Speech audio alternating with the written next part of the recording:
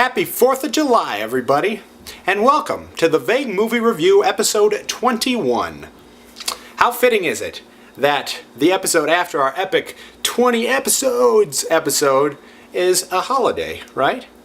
No, I've not forgotten which country we live in. I do have an American flag. Emily lost it. Can you believe it? I threw it at her one day. I said, put that somewhere, and she totally freaking lost it. So, naturally, Canada, okay? They still do important things in the war, okay? They still have veterans. Epic beaver battle of 1990. So you got a Canada flag over here. You know, whatever. It's still good. It's totally patriotic, just not our patriotic, alright? Now, what would I review on the 4th of July? A special holiday? Well, I'll tell you. First of all, it's going to be a movie that I chose looking at it, okay? None of this random stuff today, because today is special, alright? Should it be, I don't know, should it be The Patriot? Patriot? Should it be Independence Day? Should it be Born on the 4th of July? No, it's not going to be either of those. Any of those. Either. All three of them. Especially not the last one, because I haven't even watched that. Okay? The cover kind of bothers me. I don't know about that. I don't know if Tom Cruise can do that kind of business. I hear it's good. But it doesn't matter what I hear, does it? I gotta watch it. So, today I've chosen, for the 4th of July, epic holiday, Canadian flag behind me, Mad Max Beyond Thunderdome. Yeah? Okay. Why? It doesn't matter.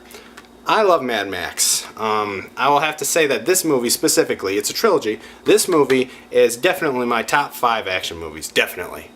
If you don't know me, then let me just school you a little bit. I'm Todd, okay? I love post-apocalyptic movies. Love them. Favorite movie genre. Favorite. Above any other movie genre. Including chick flicks.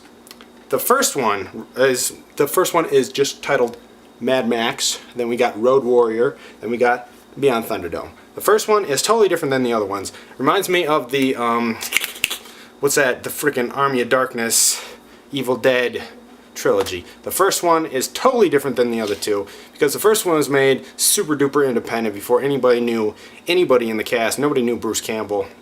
Okay, so it's totally different than the other ones. I don't think there was really any comedy in the first one at all. The other ones were super comedy, dark comedy kind of based. Same thing with this. The very first one is independent Australian, super duper independent. In fact, a lot of people hate the ending because of how independent it is.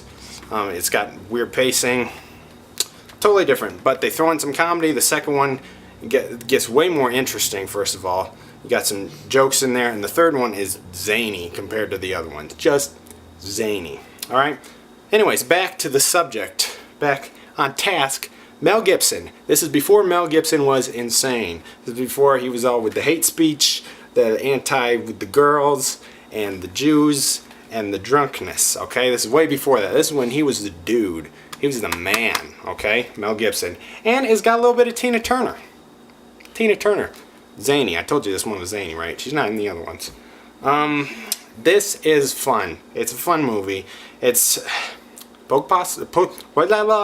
okay.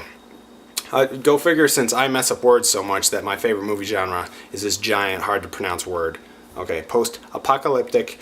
He runs into a bunch of kids that don't know what's going on. They've been living out in the desert by themselves, and this is way after the world's been destroyed, you know, so everything's all over the place. People are robbing and stealing. There are hardly any cities. There's no government. There's no laws, all that kind of stuff. So it's got a sweet element of him stumbling on all these kids and helping them out who are just completely confusing and just ridiculous because they don't know what the crap's going on. They've invented their whole society and it just doesn't make any freaking sense because they're kids and they're not very smart.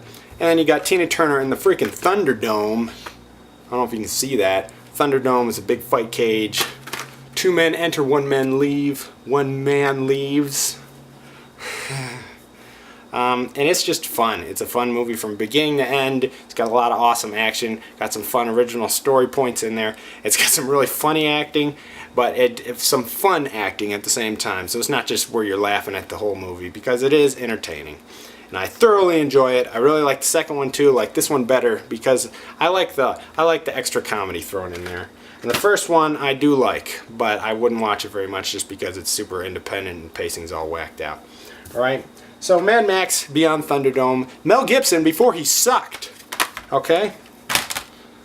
Happy 4th of July, everybody. I mean it. My flag means it too. Okay? Join me on Wednesday for a non-holiday episode, just like all the others.